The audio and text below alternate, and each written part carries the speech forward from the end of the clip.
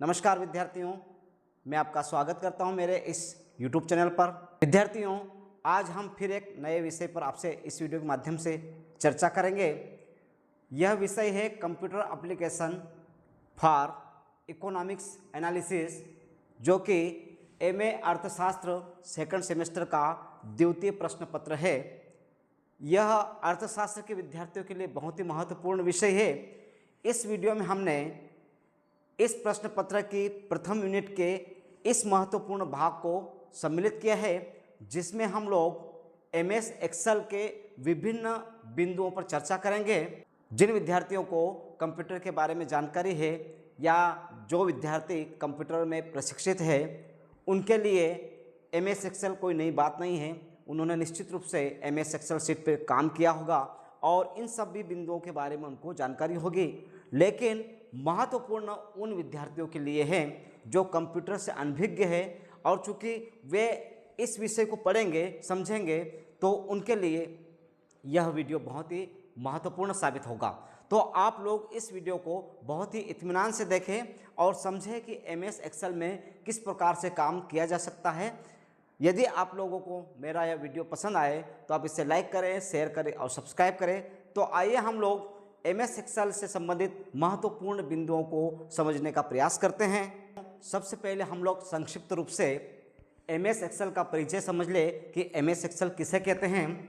Microsoft Excel Microsoft का एक शक्तिशाली स्प्रेडशीट प्रोग्राम है जो डेटा को पंक्तियों अर्थात रोज और स्तंभों अर्थात कॉलम्स में व्यवस्थित, विश्लेषण और प्रतिबंधित करने के लिए उपयोग होता है, जिसमें फार्मूले, फंक्शंस, चार्ट और डेटा विजुअलाइजेशन जैसे फीचर्स होते हैं जो वित्तीय कार्यों, बजट, डेटा एंट्री और रिपोर्टिंग के लिए आवश्यक होते हैं या आवश्यक है। सामान्य शब्दों में यह एक स्प्रेडशीट एप्लीकेशन है जो डेटा को ग्रिड अर्थात सेल में दिखाता है, जहां डेटा को पंक्तियों और स्तंभों में व्यवस्थित किया जाता है। आप यहां पर इसको देखिए, ये एक एक्सेल शीट है। इस प्रकार की एक्सेल शीट होती है जिसमें इस भाग को हम लोग रो कहते हैं,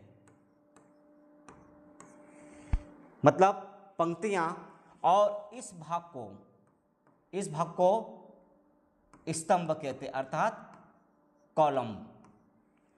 इस प्रकार यह एक स्प्रेडशीट एप्लीकेशन है जो रो और कॉलम में डेटा को विश्लेषित करता है।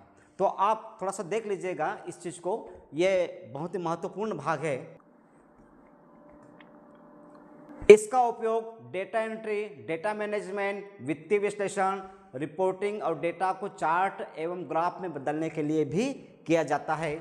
यह विंडोज, मैक, एंड्रॉयड और iOS जैसे विभिन्न प्लेटफॉर्मों पर बहुत ही आसानी से उपलब्ध होता है। MS एक्सेल के परिचय के पश्चात हम लोग MS एक्सेल की महत्वपूर्ण विशेषताओं को समझने का प्रयास करेंगे। नंबर 1, सेल वर्कशीट की सबसे छोटी इकाई जो रो और कॉलम के इंटरसेक्शन से बनती है, जहां डेटा जिसमें टेक्स्ट या नंबर होते हैं स्टोर होता है।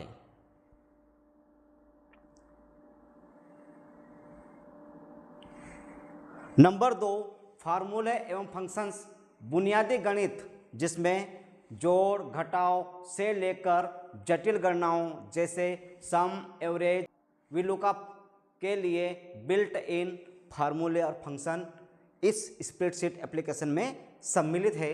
नंबर 3, डेटा सॉर्टिंग और फिल्टरिंग, डेटा को किसी विशेष क्रम, जिसमें आरोही क्रम भी हो सकता है या अवरोही क्रम भी हो सकता है, में व्यवस्थित करने और शर्तों के आधार पर डेटा को छानने अर्थात फिल्टर करने की सुविधा भी एक्सेल शीट में उपलब्ध होती है।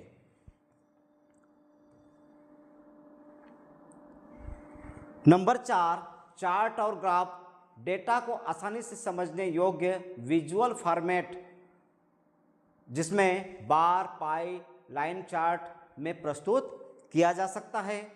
नंबर 5, पिवट टेबल, बड़े डेटा सेट से सारांश अर्थात समरी और विश्लेषण रिपोर्ट बनाने के लिए यह एक शक्तिशाली टूल्स माना जाता है।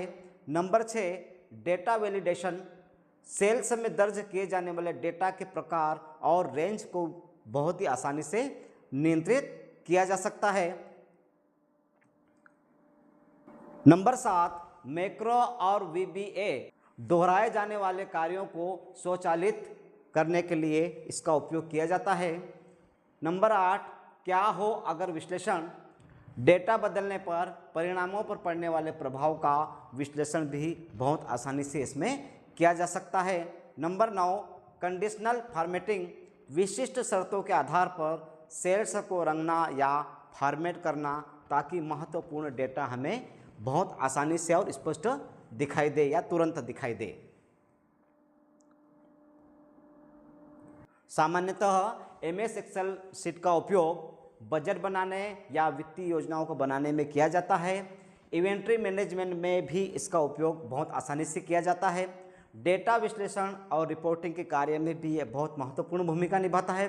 प्रोजेक्ट मैनेजमेंट की दृष्टि से भी MS एक्सेल का बहुत महत्वपूर्ण स्थान है। शैक्षणिक और वैज्ञानिक अनुसंधानों में भी MS एक्सेल का उपयोग बहुत ही आसानी से किया जाता है। MS एक्सेल के परिचय और उसकी विशेषताओं के पश्चात हम लोग बात करते हैं MS एक्सेल में वर्कबुक और वर्कशीट क्या होती है। MS एक्सेल में वर्कबुक एक पूरी फाइल होती है जैसे कि किताब, और वर्कशीट उस किताब के अंदर का एक पेज होता है जैसे किताब का एक पन्ना, जहां डेटा पंक्तियों और स्तंभों में व्यवस्थित होता है और आप कई वर्कशीट को एक ही वर्कबुक में जोड़ सकते हैं। समझिएगा यहाँ पर आप लोग, यह एक MS एक्सेल की वर्कबुक है जो एक किताब की तरह है, जिसमें हम एक वर्कशीट के रूप में अलग अलग भाग शामिल कर सकते हैं। उदाहरण के लिए हम कक्षा 9वीं के डाटा, कक्षा 10वीं के डाटा, BA फर्स्ट ईयर का डाटा, BA सेकेंड ईयर का डाटा, इस प्रकार से हम लोग यहाँ पर प्लस करते जाएंगे तो अलग अलग सीटें बनती जाएगी जो कि वर्कशीट के रूप में कहलाती है। और यह एक बड़ा भाग होता है और वर्कशीट जो होती है वो एक छोटा भाग होता है, उसी प्रकार से जिस प्रकार एक किताब का एक पन्ना होता है। तो आपको समझ में आ गया है कि ये जो है ये वर्कबुक है। वर्कबुक को हम लोग समझें, यह एक MS एक्सेल फाइल होती है जिसमें कई वर्कशीट हो सकती है। उदाहरण के लिए एक स्कूल की पूरी रिपोर्ट, सभी कक्षाओं की जानकारी एक वर्कबुक में हो सकती है। यह डेटा को व्यवस्थित रखने के लिए एक कंटेनर, एक डिब्बे जैसा काम करती है। यहाँ पर भी हमने उसी चीज़ को दर्शाया है कि वर्कबुक और वर्कशीट बेसिकली होती क्या है। एक पूरा भाग जो होता है वो वर्कबुक होती है और उसके जो पार्ट्स होते हैं उसे हम वर्कशीट कहते हैं। समझ में आ रहा होगा आप लोगों को।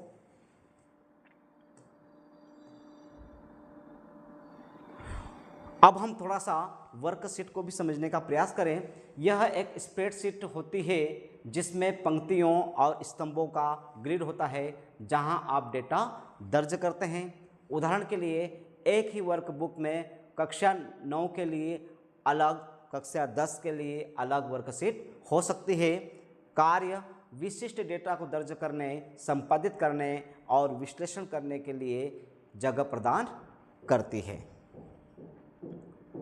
वर्कबुक और वर्कशीट में मुख्य रूप से अंतर हम लोग समझ ले। वर्कबुक एक फाइल के बराबर मानी जाती है, वर्कशीट एक पेज के समान होती है। एक वर्कबुक में कई वर्कशीट हो सकती है। वर्कबुक एक बड़ा प्रोजेक्ट है जबकि वर्कशीट उस प्रोजेक्ट का एक छोटा हिस्सा होती है। अब हम MS एक्सेल में cell pointer, cell range, cell address और नेम बॉक्स किसे कहते हैं इसे समझने का प्रयास करें। MS एक्सेल में सेल पॉइंटर वह चमकता हुआ बॉर्डर है जो सक्रिय सेल को दर्शाता है। सेल एड्रेस कॉलम अक्षर और पंक्ति संख्या अर्थात A1C5 से बना हुआ उस सेल का नाम है। और सेल रेंज एक से अधिक सेलों का समूह होता है जिसे कॉलन से दर्शाते हैं, जैसे A1 कॉलन C10। इसे हम आगे समझते हैं। सबसे पहले हम लोग सेल पॉइंटर को समझें कि सेल पॉइंटर क्या होता है। यह एक आयताकार बॉर्डर है जो वर्कशीट में उस सेल को घेरता है जो उस समय सक्रिय है। जब आप कीबोर्ड से टाइप करते हैं तो डेटा इसी में जाता है।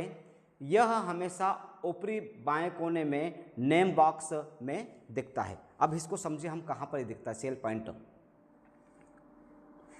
यहाँ पे देखिए आप लोग, ये जो घेरा है इसे ही हम सेल पॉइंट कहते हैं। सेल पॉइंटर यही कहलाता है। और जब हम कोई भी संख्या या अक्षर टाइप करते हैं तो वो यहाँ पर ही छपेगा। इसके बाद कर्सर यहाँ पे आता है तो ये सेल पॉइंटर हो जाएगा, यहाँ पे आएगा तो ये सेल पॉइंटर होगा। जहाँ पर भी कर्सर होगा वो वाला भाग सेल पॉइंटर कहलाता है। इसके बाद सेल एड्रेस को समझिए हम लोग। यह किसी सेल का अद्वितीय नाम अर्थात यूनिक नाम होता है जो उसके कॉलम, अक्षर और पंक्ति अर्थात संख्या के प्रतिच्छेदन से बनता है। उदाहरण के लिए यदि सेल कॉलम A और पंक्ति 1 पर है तो उसका एड्रेस A1 होगा। इसे सेल रेफरेंस भी कहते हैं। आप सेल एड्रेस को समझें। ये वाला जो भाग है इसी को हम सेल एड्रेस कहते हैं। ये स्पष्ट कर रहा है A1 को, A के साथ 1 है इस भाग को, ठीक है। ये यदि कर्सर यहाँ पर होगा तो ये जो सेल एड्रेस क्या हो जाएगा आपका B1, B के साथ 1। और यहाँ पर होगा तो ये हो जाएगा B4। इस प्रकार से हम सेल एड्रेस को समझ सकते हैं। ध्यान दीजिएगा आप लोग थोड़ा सा। अब हम बात करते हैं सेल रेंज की। यह एक या एक से अधिक लगातार सेलों का समूह होता है जिस पर एक साथ कोई ऑपरेशन किया जा सकता है। इसे पहले सेल अर्थात स्टार्टिंग सेल और आखिरी सेल के एड्रेस को कॉलन से जोड़कर दर्शाते हैं। उदाहरण के लिए A1 कॉलन B3 का मतलब है A1 से B3 तक के सभी cell A1, A2, A3, B1, B2, B3 की रेंज। इसको यहाँ पर समझे हम। ये इस प्रकार से आपका भाग एक साथ हो सकता है। ये जब आपका सिलेक्ट हो जाएगा भाग तो वो एक सेल रेंज को स्पष्ट करेगा।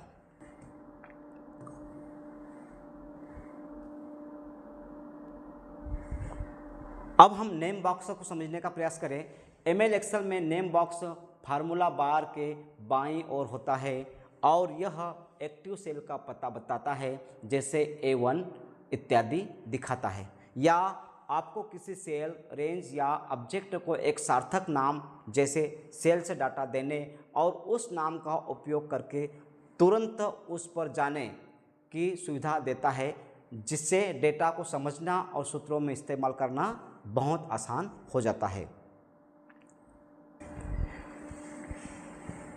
इसको बोलते हैं नेम बॉक्स।